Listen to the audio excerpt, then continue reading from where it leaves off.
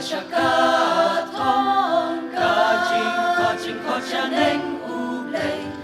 yin ya le ban be shaka thong kum ki khun u lei shaprang tung in be shaka thong tung be shaka thong be shaka da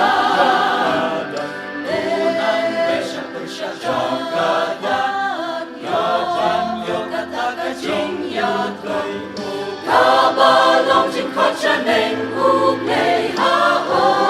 Christ Jesus Let no ki a ba sha de pai no na ki len ti ba rim ne no sha ki ba sha ma ngin be sha per sha ka da Let no ki a ba sha de pai no na ki len ti ba rim ne no sha ki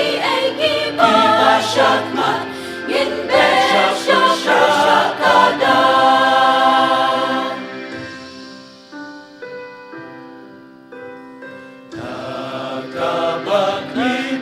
Chu Giêsu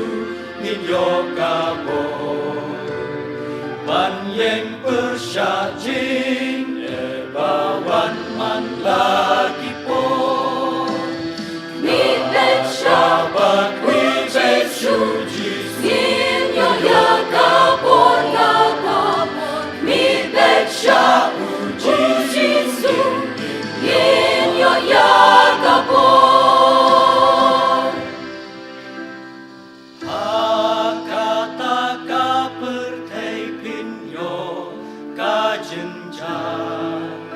In yo ya ka jun cha